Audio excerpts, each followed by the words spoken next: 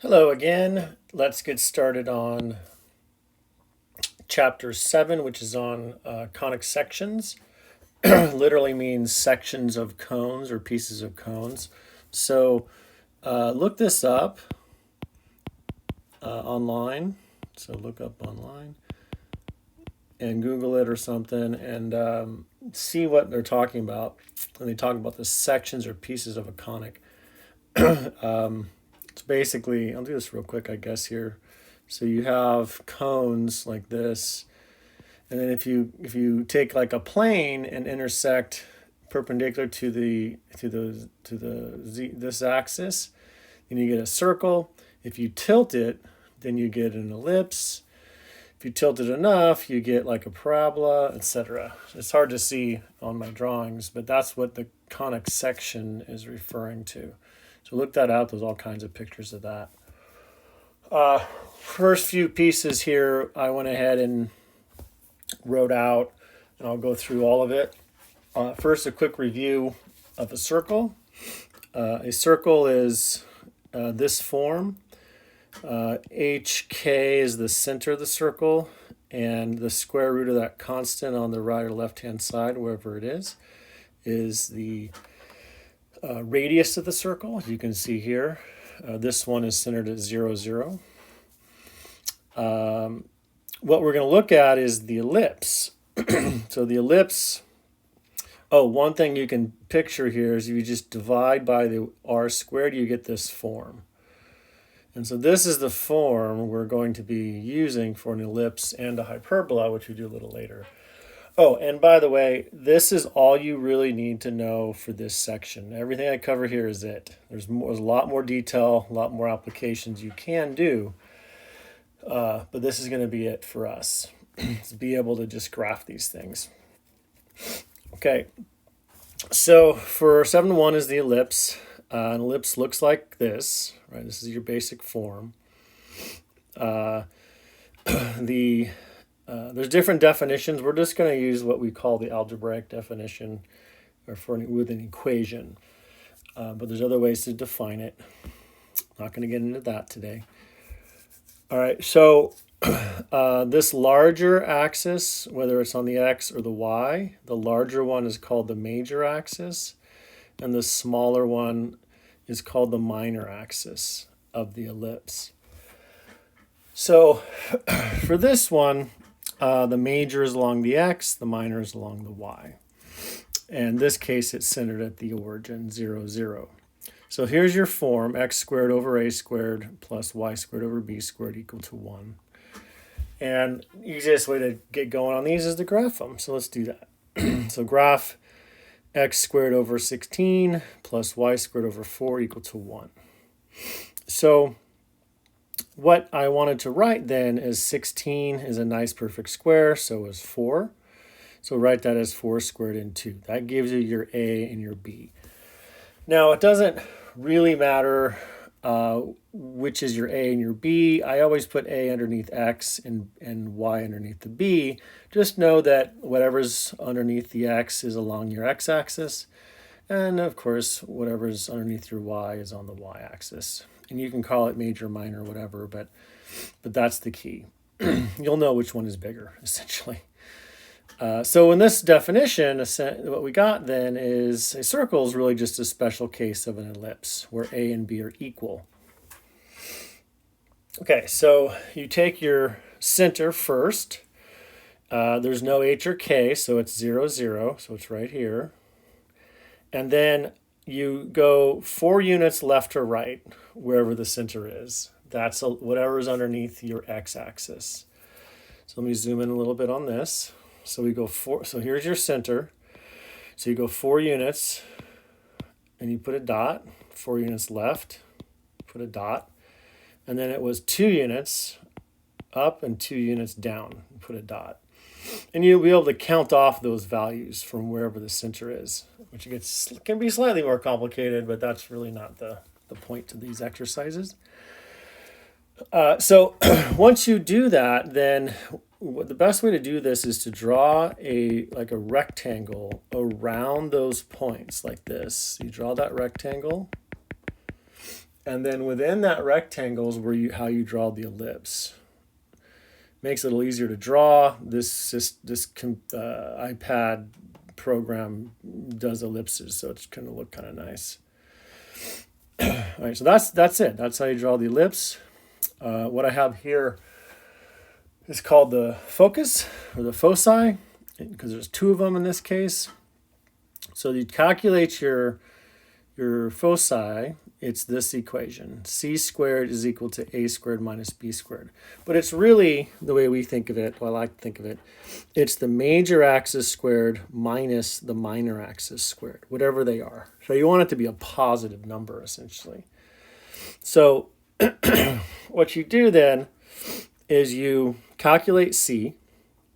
So whatever you get here, you'll have to do a root, but it's, of course, a positive square root because we're talking about distances. So if you put in your values for C, you'll calculate C to be plus or minus 2 root 3 because you get 12 and then C squared. So the square root of 12, this is 4 times 3, so it's 2 root 3. Okay. So think of it as just positive. So you don't. I solved this as an equation because it is equivalent. You get two solutions, of course. So from the center, then, wherever that is, along the major axis, you count 2 root 3. So you get an approximation for that. Okay, and I think do I have it here? I don't think I have it here. So your approximation for 2 root 3, whatever that is going to be 3 point something. So you get 3 point something, you count 1, 2, 3, and then you just put a dot. And then you label that whatever that value is. So it's the center on the x plus this value of C. And then you get that value. And you label it. That's the focus. And it has very interesting properties. Basically, if you have a radiation source here, and it goes like this, it'll bounce and go to that same spot. Or if it's sound, you start here and go down like this, and it'll ricochet and come back to here. Any case, up to here and then down like that. So it has that. I guess I could draw that in. So it has that that kind of property. This goes to here, then it'll ricochet and come back down like that. Okay, so that might be asked, but nothing real critical on that. Okay, so try another one. It's already here, of course, but to just write this down and try it is very similar to one I had above. But I put those, so now you have A is 3, B is 4, so then now we say the major axis is along the y-axis. So it's going to be vertical. But the center now, as you can see here, it's whatever makes this inside 0. So it's -2 and then 3. So you can see from, oh, it's gone. So I think in copying this, moved my, or deleted this. This needs to be here. Okay, so there's my y-axis. So from there, you go, oh, that's interesting. I didn't know it did that. What does that mean? Oh, interesting. I don't like that. But let's try it anyway. So you go from here, and then from this origin 0, 0, and you count 1, 2, and up 1, 2, 3, and put your dot. I don't know. Maybe we'll try that. Okay, so that's your center, and then from the center, you're at A equals 3, so you count 3 units, 1, 2, 3, 1, 2, 3, and then you count 4 units up or down, 1, 2, 3, 4, 1, 2, 3, 4. Draw in your rectangle like this. And then draw in your circle. And you can do it like a sketch. Like you can kind of go like this and sketch it kind of like this. And then you go back and erase it. Now, obviously, this will disappear. I kind of like this. But that's what you do to do your ellipse. All right, then I did the foci this time is a little different because you've moved from the origin. So calculate your foci. Okay, that is that. And you get 7. So the C is root 7, which is approximately the 2.6. So now you're going to go from the center and count 2.6 up or down. But it's actually root 7, so that's what you label. So you're at positive 3, and so you go 1, 2, and then 0.6 is just right there. And then you label it. You were at 3, and then you went up root 7. And then 3, down root 7. So you subtract root 7. Okay, so that's the basic technique. Now let's get into how to put it in that form. So graphing it's the first case, and then how to put it in that form is the next important piece. So let's do that. So that's where you got to complete the square. That's the key, more difficult kind of thing to do. So let's look at that. Let me pull up my work here. Okay. So here's our equation. Here's our equation, and we notice that there's x is squared and y is squared and everything's positive. Okay, and that should be a plus, I'm pretty sure. Yeah, it's plus 5. I think I lost some pieces when I copied stuff over. Minus 30y. Okay, that looks right. Okay, so what you want to do then is complete the square.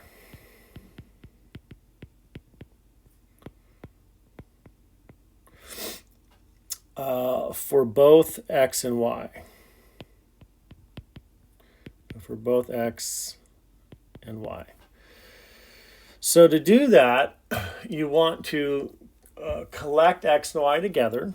So we're going to say 9x squared plus 18x plus 5y squared minus 30y. And we're going to go ahead and bring over the constant. So subtract 9 on both sides. And then you're going to take the coefficients of x and coefficients of y and factor them out. Okay, so you're going to say 9 and then times x squared plus 2x plus something, and then factor out the 5. And you have y squared minus 6y plus something equals, and then we're going to say negative 9, and that's going to be plus whatever we added and plus whatever we added. So what you do is you take half of the 2, square it, and add it here. So half of 2, so it's, where's a good way to do this? So you take, half of 2 and square. So that's just 1. So you're going to add 1 here. But what you actually added to the whole equation is 9 times the 1. That's what you actually added. So if you add 9 times 1 on the left side, you got to add 9 times 1 on the right side. So you add a 9. And then you have your 6, divide by 2 and square. And so that's a 9. Or 3 squared is 9. So you add 9 here. But what you actually added was 5 times 9. That's what you actually added. So that's 45. So you have to add 45 on the right-hand side. Like that. Okay. Now you factor it. So this will factor 9, and then it's always x, bring down the sign, and then half of the 1, or the 2. And then plus 5, half of 6, is 3 squared. That's equal to 45. So then what you do is you divide by 45 on both sides to get 1. So you end up with x 1 on the right-hand side. Okay, so 9 over 45, what does that reduce to? Reduces to 5. Okay. 5 over 45, what does that reduce to? That reduces to 9. Works out kind of nice, frankly. All right, so what's your center? So your center is -1 and 3. So -1, 3 is your center. And then what is your A and your B? Well, your A is √5, and your B is 3, right? So whatever the square roots of those are. So √5, we know, just use your calculator, it's approximately 2.24. And so the major axis this time is along the y, because that's larger. Don't convert and use decimals. Okay, let's draw in our axes. Let's do that here. And here. Okay, so first find the center. So -1, 3. So -1 up 1, 2, 3. So there's your center. Okay, and then count left or right appropriately. So up or down's easier. So we're going to go along the y-axis, up 3, down 3. So 1, 2, 3, and 1, 2, 3. And then you put in your dots there. And it actually hits the y-axis. All right, so those points you want to label. This is -1, 6. And then you count √5 left or right. So it's basically 1, 2, and right about there. 1, 2, and right about there.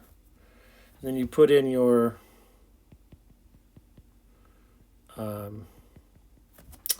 rectangle like this.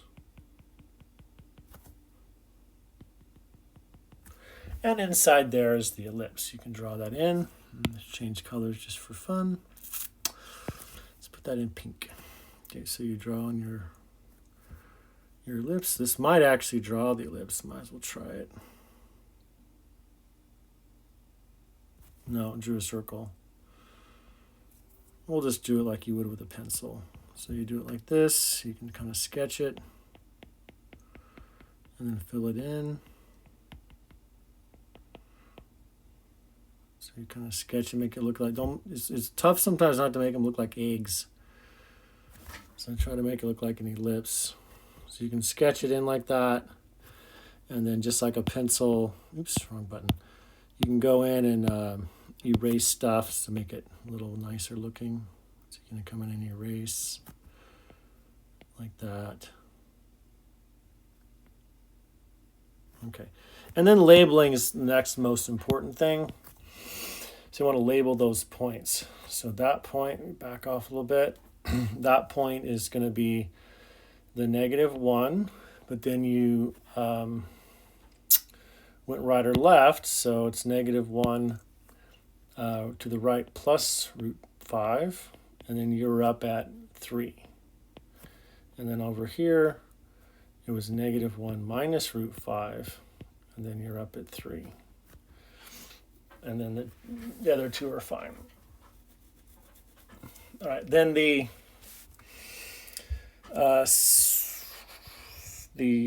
foci, c squared is equal to, in this case, it's b squared minus a squared, because it's major minus minor squared.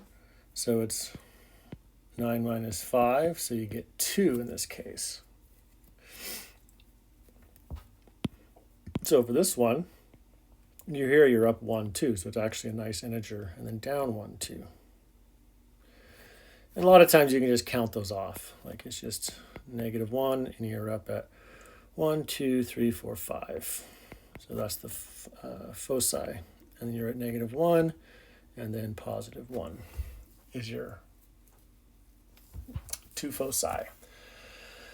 One thing I wanted to mention, because you might see it and wonder, eccentricity, E, is equal to C over A. It's that ratio, so it's the focus divided by the major axis point. One way to think of it. So